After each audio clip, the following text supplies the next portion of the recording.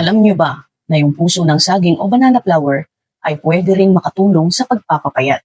Bukod sa pagiging masarap kainin, ito rin ay mayaman sa fiber at nutrients na nakakatulong sa katawan at metabolism.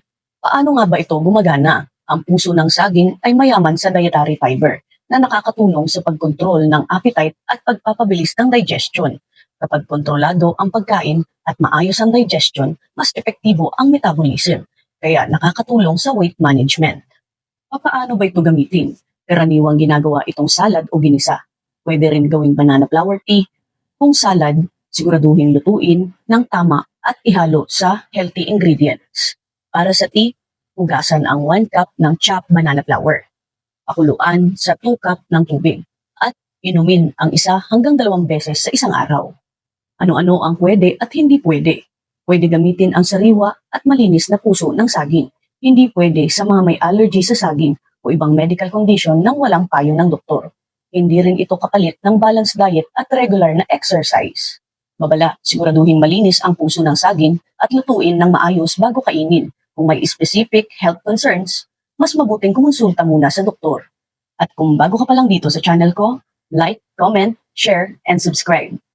Alam niyo ba na yung simpleng damo na tinatawag na sambong ay pwede ring makatulong sa pagpapapayat at sa kalusugan ng kidney? Karaniwang itong tumutubo sa kabukiran o gilid ng kalsada at natural na pampapayat at pampalinis ng katawan. Papaano nga ba ito nakakapayat? Papaano ito gumagana? Ang sambong ay may compounds na diuretic. Ibig sabihin, nakakatulong ito sa pag-alis ng sobrang tubig sa katawan. Kaya ramdam natin na mas magaan. Bukod dito, nakakatulong din ito sa pag-detox ng kidney at katawan. Kaya mas epektibo ang metabolism sa pagpapapayat. Papaano nga ba ito gamitin? Gawin ito bilang sambong tea. Hugasan ang 10 to 15 na dahon, pakuluan sa 2 hanggang 3 baso ng tubig sa loob ng 5 to 10 minuto at inumin ng 2 o 1 beses sa isang araw. Madaling gawin at natural, pwede sa kahit sino na gustong makatulong sa weight management. Ano ang pwede at hindi pwede? Pwede gamitin ang sariwa o pinakuluang dahon. Hindi pwede sa buntis o may allergy sa sambong. Hindi rin ito kapalit ng healthy diet at exercise. Babala, siguraduhin malinis ang dahon bago gamitin. Kung may sakit sa kidney o ibang kondisyon, kumonsulta muna sa doktor bago uminom. Kung bago ka pa lang sa channel ko, like, share, and subscribe. Alam niyo ba na ang simpleng dahon ng lagundi ay pwede ring makatulong sa pagpapapayat? Bukod sa gamot sa ubo, sipon at lagnat, nakakatulong din ito sa metabolism at pagtulong sa katawan na alisin ang sobrang tubig. Paano ba ito nakakapayat? Paano ba ito gumagana? Ang dahon ng lagundi ay may natural compounds na nagpapabilis ng metabolism. Ibig sabihin, mas mabilis na nasusunog ang calories. Nakakatulong din ito sa pag-alis ng sobrang fluid sa katawan, kaya mas magaan at detoxified ang pakiramdam. Paano ba ito gamitin? Gawin ito bilang lagundi tea. Hugasan ang 10 to 15 na dahon. Pakuluan sa 2 to 3 cups ng tubig sa loob ng 5 hanggang 10 minuto at inumin ng 1 sa 2 beses sa isang araw. Simple lang, natural at safe. Ano nga ba ang pwede at hindi pwede? Pwede gamitin ang sariwa o pinakuluang dahon. Hindi pwede sa mga buntis na walang payo ng doktor. At hindi rin ito kapalit ng healthy diet at exercise. Babala, siguraduhin malinis ang dahon at obserbahan ng reaksyon ng katawan. Kung may allergy o ibang health condition, kumonsulta muna sa doktor. At kung bago ka pa lang dito sa channel ko, like, share, at subscribe para sa iba pang kaalaman. Alam niyo ba na yung simpleng damo na tinatawag na buntot pusa ay pwede ring makatulong sa pagpapapayat? Karaniwang itong tumutubo sa kabakuran at gilid ng kalsada. Bukod sa pagiging herbal medicine sa ubo at pangbawas ng lagnat, may mga studies na nagpapakita na pwede rin itong makatulong sa weight management. Paano nga ba ito nakakapayat? Paano ito gumagana? Ang buntot pusa ay may compounds na diuretic at detoxifying. Ibig sabihin, nakakatulong ito sa pag-alis ng sobrang tubig sa katawan at sa paglinis ng system. Kaya mas gagaan at mas epektibo ang metabolism sa pagpapapayat. Paano nga ba ito gamitin? Karaniwang ginagawa itong buntot pusa tea. Hugasan ng 10 to 15 dahon, pakuluan sa 2 hanggang 3 baso ng tubig sa loob ng 5 hanggang 10 minuto at inumin ng 1 hanggang 2 beses sa isang araw. Madaling gawin, natural at safe para sa kahit sino na gustong makatulong sa weight management. Ano nga ba ang pwede at hindi pwede? Pwede gamitin ang sariwa o pinakuluang dahon. Hindi pwede sa buntis o may allergy sa halamang ito.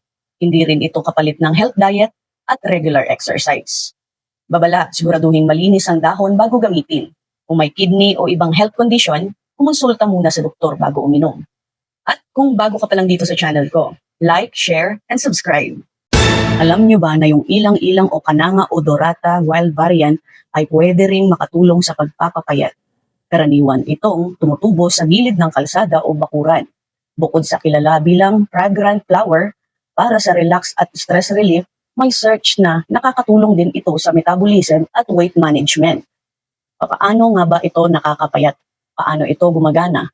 Ang ilang-ilang ay may aroma compounds na nakaka-relax ng nervous system, kaya nakakatulong sa stress reduction.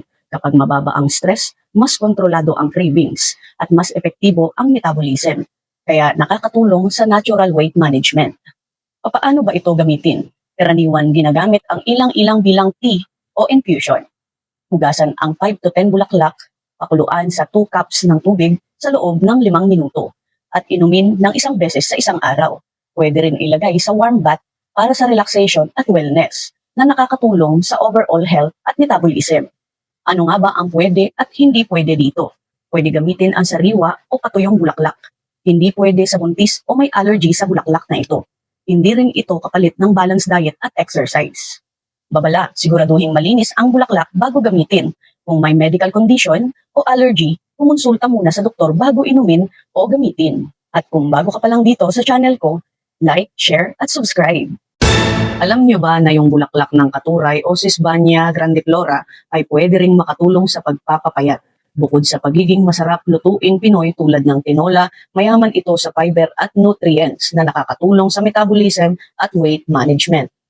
Paano ito nakakapayat? Paano ito gumagana? Ang bulaklak ng katuray ay mayaman sa dietary fiber at antioxidants na nakakatulong sa pagkontrol ng appetite, pag-improve ng digestion, at pagpapabilis ng metabolism.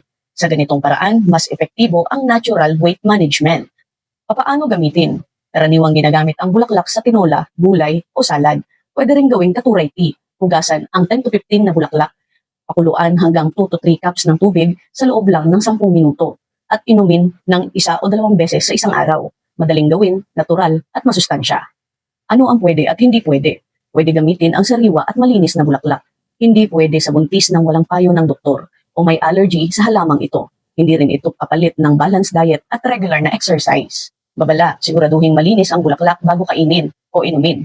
Kung may specific health condition, kumonsulta muna sa doktor bago kainin. Bago ka pa lang ba dito sa channel ko, like na and share, subscribe. Alam niyo ba na ang dahon ng guyabano ay hindi lang pampalakas ng resistensya, kundi pwede ring makatulong sa pagpapapayat. Karaniwang itong matatagpuan sa bakuran at kilala bilang halamang gamot sa maraming karamdaman. Paano nakakapayat? Paano ito gumagana? Ang dahon ng guyabano ay may antioxidants at natural compounds na nakakatulong sa pagpapabilis ng metabolism at pag-detox ng katawan. Kapag mas maayos ang metabolism at digestion, mas epektibo ang natural weight management. Paano gamitin? Gawin ito bilang guyabano leaf tea. Hugasan ang 10 dahon, pakuluan ng 2 hanggang 3 baso ng tubig sa loob ng 15 minuto. Palamigin ng bahagya at inumin ng 1 beses lang sa isang araw. Ano ang pwede at hindi pwede? Pwede gamitin ang sariwa o pinatuyong dahon. Hindi pwede sa buntis, nagpapasuso at may low blood pressure nang walang payo ng doktor. Hindi rin ito kapalit ng healthy diet at exercise. Babala, huwag sobra-sobra ang pag-inom.